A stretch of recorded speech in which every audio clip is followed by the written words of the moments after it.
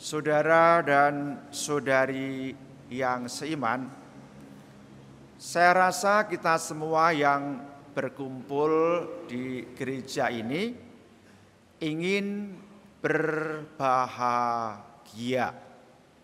Suatu majalah pernah menyampaikan 4 resep sederhana bagi orang yang ingin bahagia. Resep pertama, bersyukur. Bersyukur atas hal baik sekecil apapun itu lebih mendatangkan faedah daripada terus-menerus menggerutu atau tidak pernah puas. Yang kedua, menikmati suasana akrab bersama dengan orang-orang yang dicintai, entah keluarga, sahabat, dan seterusnya. Yang ketiga, memberi. Dengan memberi, orang akan menyadari keutuhan dirinya. Nomor 4 adalah sikap optimis dalam hidup ini. Sementara itu, orang lain memberi nasihat juga untuk mencapai bahagia. Nah, untuk menjadi bahagia, orang diminta menghindari atau menjauhi 5 kebiasaan. Yang dijauhi pertama adalah sering overthinking. Tentu anak-anak muda sangat paham istilah overthinking. Kurang lebihnya istilah ini mau mengatakan begini: janganlah terlampau memikirkan yang tidak-tidak. Janganlah terlalu khawatir dengan omongan orang lain. Janganlah terlalu memikirkan, mengingat-ingat kesalahan pada masa lalu. Janganlah khawatir dengan masa depan yang berlebihan. Yang kedua, kita diminta untuk menjauhi sikap, yaitu tidak mau menerima perubahan. Perubahan itu tidak dapat dihindari dalam hidup ini. Nah, orang yang tidak mau berubah, dia tentu tidak akan berkembang. Dia sulit untuk maju. Yang ketiga, menghindari sering mengeluh. Sebab apa? Selama kita hidup, kita akan menjumpai masalah.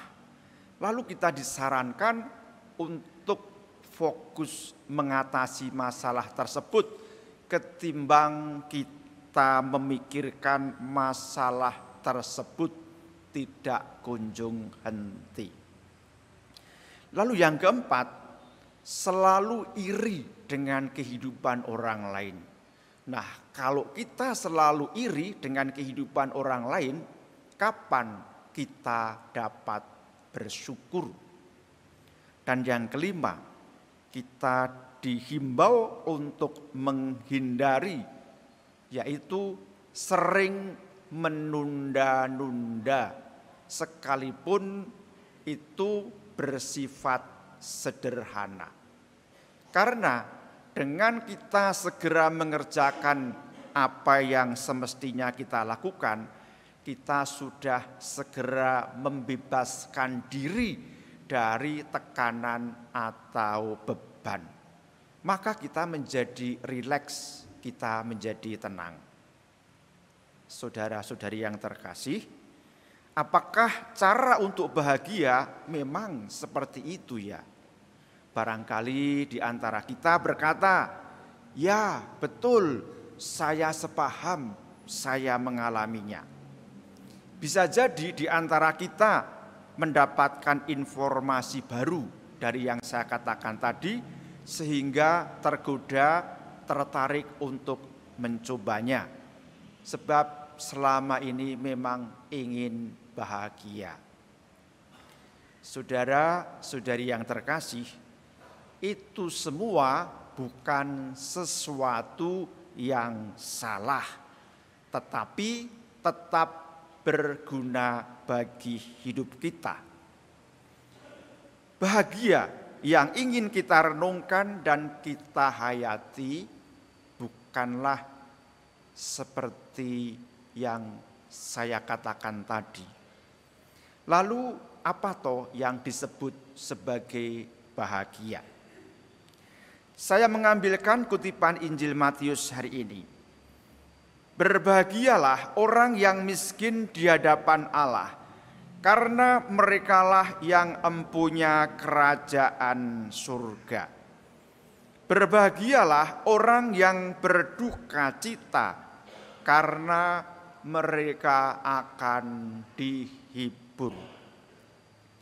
Saudara-saudari yang terkasih, sabda Yesus tadi mungkin terkesan bagi kita terasa puitis. Kata-kata tersebut mengutarakan sesuatu yang bertentangan dengan hal-hal yang biasa dijalankan atau berlaku di masyarakat. Jadi sekalipun kita sangat tertarik untuk mewujudkan sabda bahagia, suasana di dunia ini, suasana di masyarakat menggiring kita pada suatu cara hidup yang lain.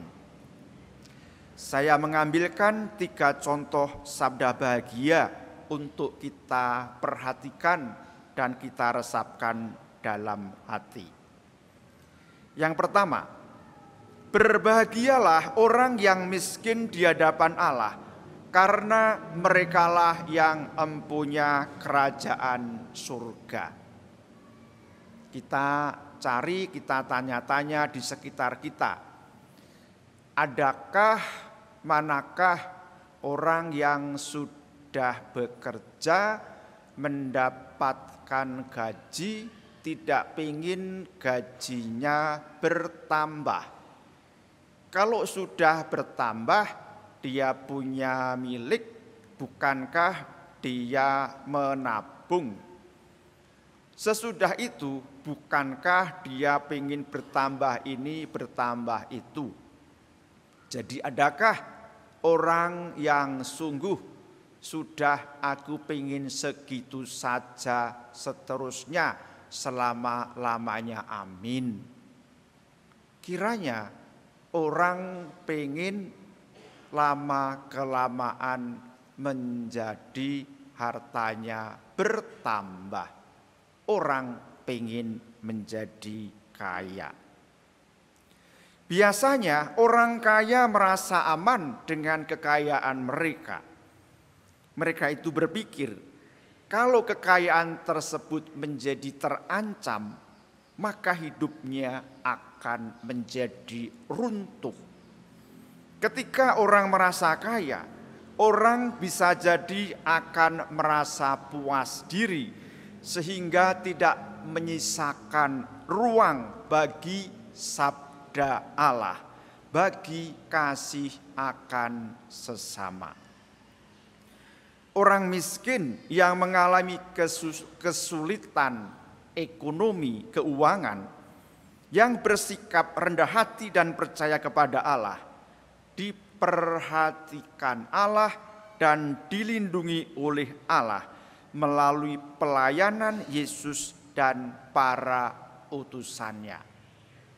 Sebaliknya, siapapun, entah dia itu miskin, entah dia itu kaya, yang bersikap tidak rendah hati dan tidak percaya kepada Allah, maka Allah tidak akan melayaninya. Yang kedua, sabda sebagai berikut. Berbahagialah orang yang berduka cita, karena mereka akan dihibur.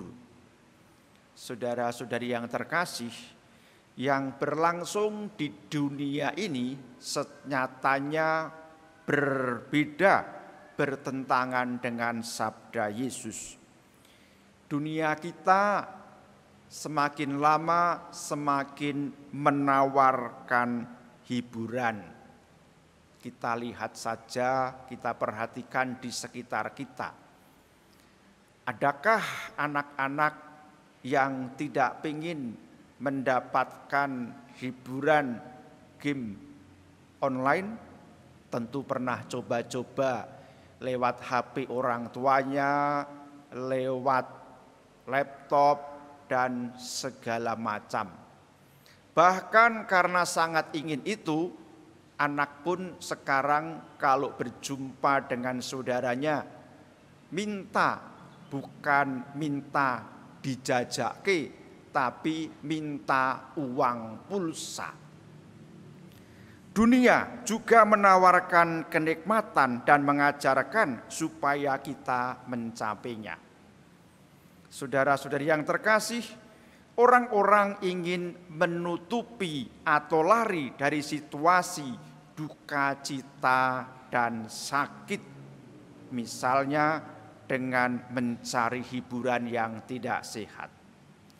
Tetapi orang yang sungguh berani menghadapi rasa sakit dan duka, ia akan dihibur bukan oleh dunia, tetapi oleh Tuhan kita Yesus Kristus. Dan pada gilirannya ia berani untuk berbagi dengan penderitaan sesama. Hidup itu menjadi lebih bermakna ketika menolong orang lain. Sabda bahagia yang ketiga begini: berbahagialah orang yang lemah lembut, karena mereka akan memiliki bumi.